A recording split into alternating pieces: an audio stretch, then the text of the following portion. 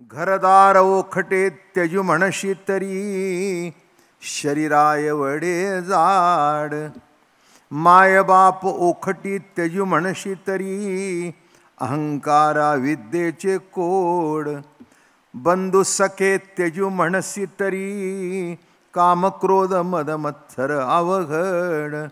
बहिणी पाठीच्या त्यजू म्हणशी तरी आशा तृष्णा मायेचे बंडर.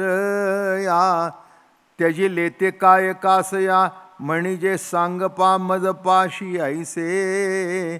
जेणे भेणे तुझासी वनांतरा ते तव तुझशी सरिसेरया. त्यजिले ते काय कासया म्हणपे मजपाशी ऐसे.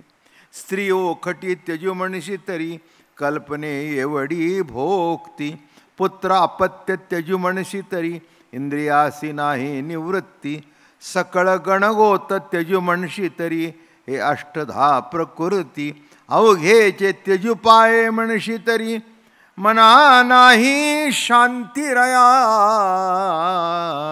अवघीच तुझ जवळती तू मंदपिता असता वरीवरी मुंडिसी का करिसी विटंबना.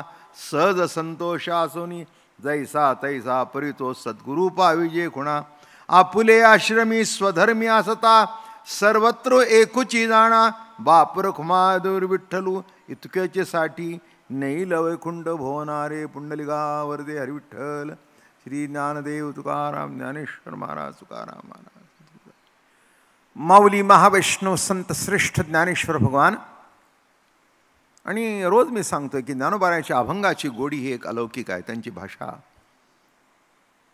कारण मुक्त छंद आहे. गीतेमध्ये बंधन आहे. वरच्या श्लोकाला धरून निरूपण करणं आवश्यक आहे. तरी पण आपले विचार त्यांनी मध्ये मांडलेच. पण अभंग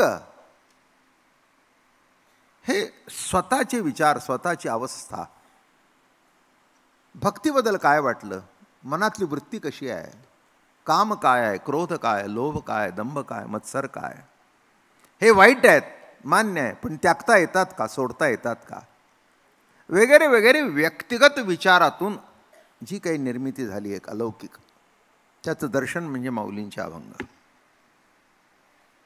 परमार्थ करायला लागल्यानंतर माणसं सांगतात घर सोडून दे, हा मोह आहे, ही माया आहे. काय गंमत असते बघा. प्रवचन गीतेवर आहेत. एक मजा सांगतो त्याच्यातली. प्रवचन गीतेवर आहेत. निरूपण करताना सांगतो प्रपंच वाईट आहे सोडून द्या. आणि अर्जुन सोडून दिला होता, त्याला येऊन युद्धावर बसवला. आता हे गणित कसं बसायचं.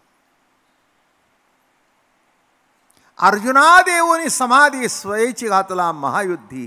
परी तो कृष्ण कृपानिधी ताटस्थे शिवनिधी.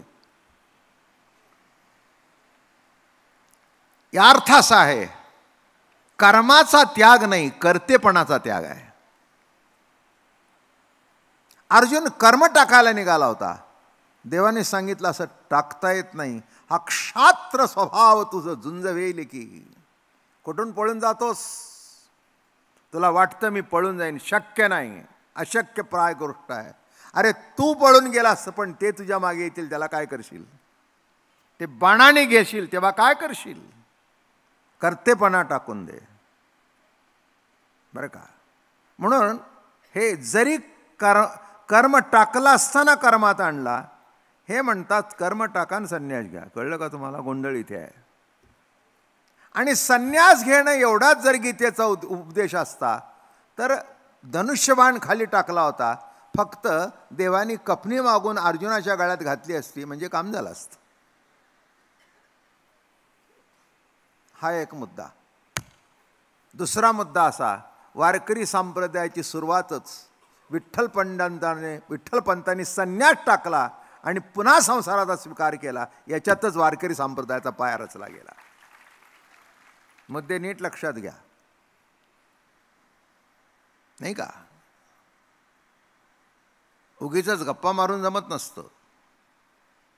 विठ्ठलपंतांनी आईसाहेबांना सोडलं, कंटाळले, काशीला गेले, खोटं बोलले. बायको आहे का, घर आहे का, खोटं बोलले.